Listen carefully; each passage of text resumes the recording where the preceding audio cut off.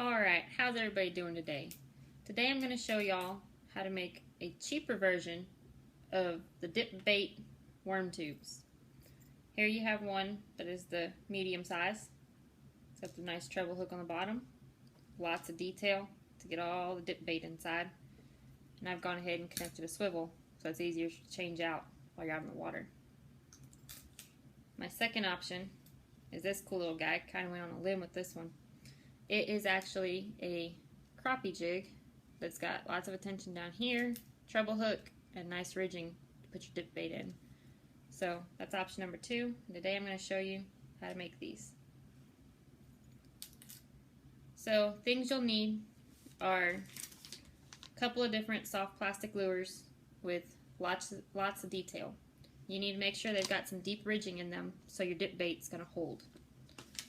I've also got the crappie jigs. You're going to need fishing line. I happen to have a 40-pound test. It was what I had on hand, so I'm going to go ahead and use it up since there's not enough to spool a reel. Use whatever you've got. Basically, it's up to you. I would have normally went with a 20-pound test. It's wherever you're fishing and what you decide you're going to catch. You're going to need treble hooks. I happen to be using the 4 and the 3. Just for the 2 different styles I'm baiting up today. Utility knife for cutting down soft plastic lures. A paper clip that has been straightened and added with a loop on the end. This way you can pull your line through the soft plastic baits. Pair of pliers. Normally I use the kind that lock so it makes it easier to pull and tug so you're not getting a hook in your hand. And then just something to cut the line. So to start out, basically I went ahead and went to my local academy. They've been running some great sales lately.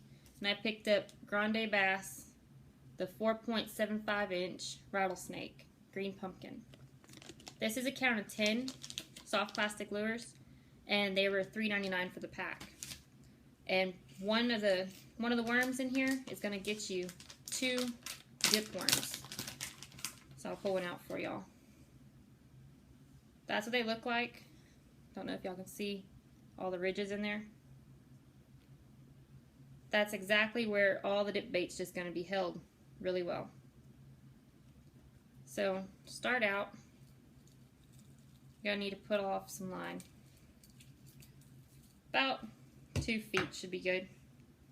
You want to have more line than you need. That way you're not having to be right up against the tie to do the knot.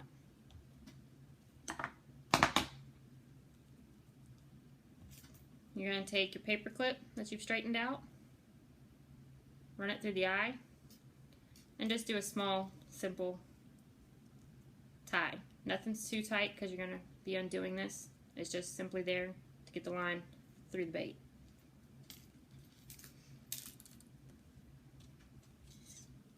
Now it's totally up to you to customize how you want to do these. You can cut them as long as you want or as short as you want. But I found that if you take the end of them, you're going to see that it's got this round knob. Basically, your dip bait's not going to hold that since it's a smooth surface.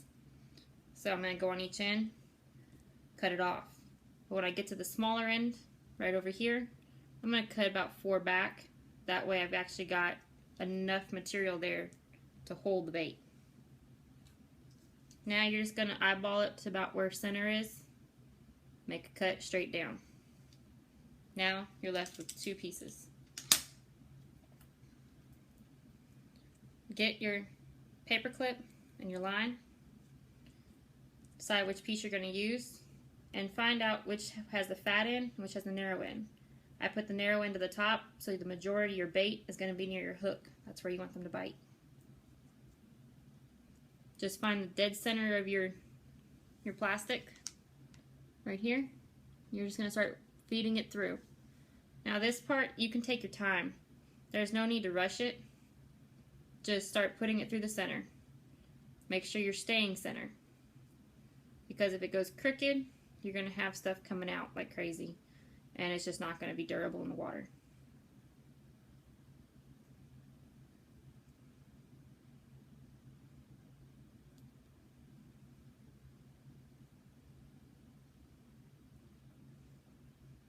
There we go.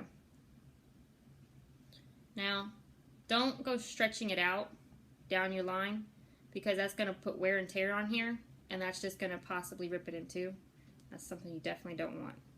So just push it down as far as you can get it, and then because these ones are injected with an attractant, they get really slippery. Just take your pliers and hook on. Take your finger at the front of it and just start squishing it down until it's free of the paper clip. Now just go ahead and that line that you tied up earlier, just untie it. So now you should have something like that. Now you're going to get the treble hook of your choice. For these ones, I prefer going with the 3. It's just a larger treble and it works better for me. And I tie a simple Palmer's knot. You just fold your line over, put it through the eyelet of your hook,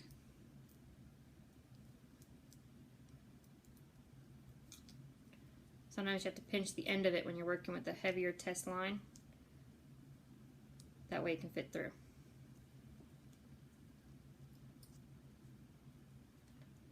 Now you're just going to take this, fold it over one time for a single knot.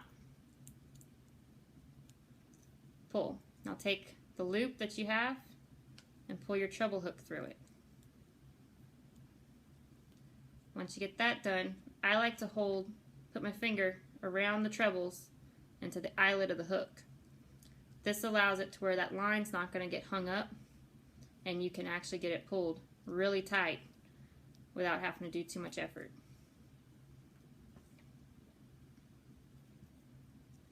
And then once again, you can take your pliers in here and grab hold of that treble hook, and you can really pull on each piece because you want these tight.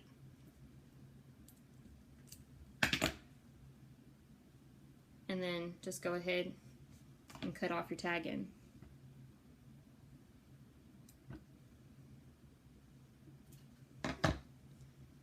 Now that you got your hook connected, you're going to go ahead and take the plastic worm, holding it at the top, and just push it down until you get to that hook. And then I like to turn it towards me so I can watch the hook go in to make sure it's not going crooked. And then what you're going to do is just keep pulling on this back line until it gets just to the base of those hooks. And then you can see it's right there with all the trebles open.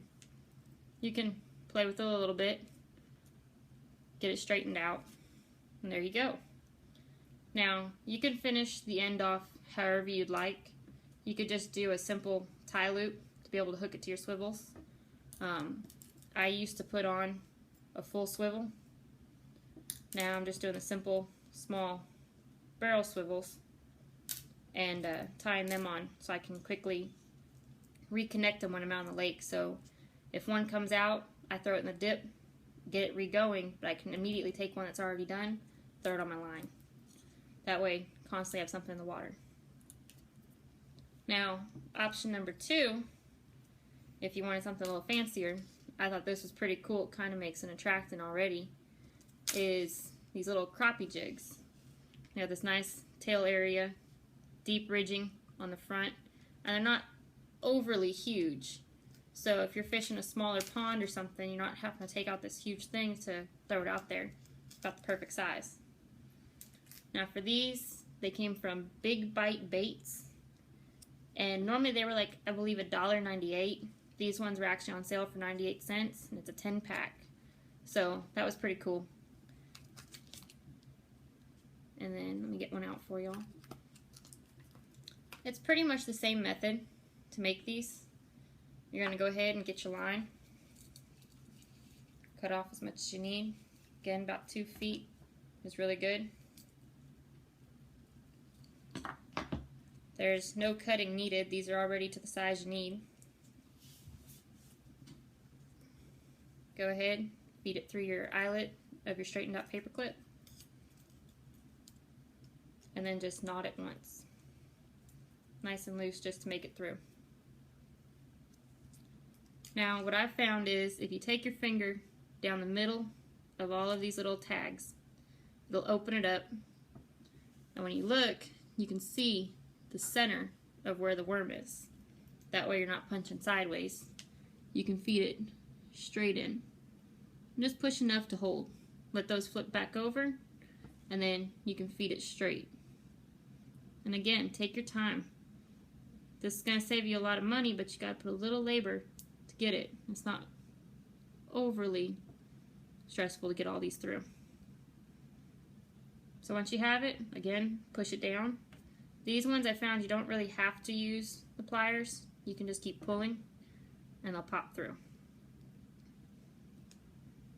Now just undo your knot and take off the paper clip. And then again, go down. I still use the Palmer knot for this. Take your treble hook. I use a smaller one. This I believe is a 4. Feed it through. And then loop it over once.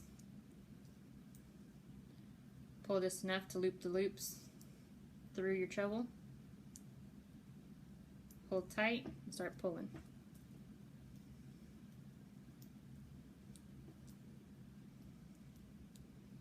And also when you're doing this knot, sometimes you're not going to get that loop at the end all the way tight.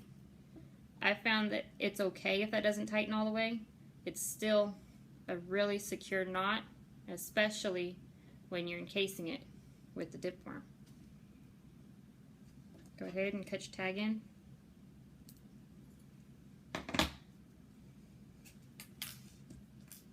And then pull it down.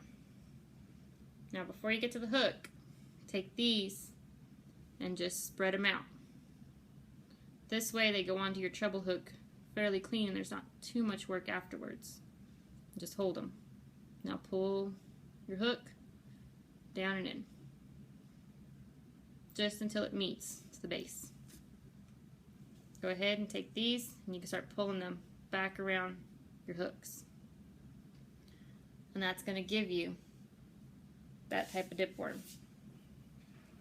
And then, of course, finish it how you'd like. Now, with having to get 10 of these to a pack, that's basically 20 dip worms in a pack for $3.99, your labor, hooks, and line. So when you go there and you find out that you can only get 2 dip worms for about $1.79 all the way up to about $3, it just didn't seem right to me. Fishing's not about expense, it's about getting it done the right way and bringing home the fish for dinner. So I hope these tips helped you out, and good luck fishing out there. Till next time.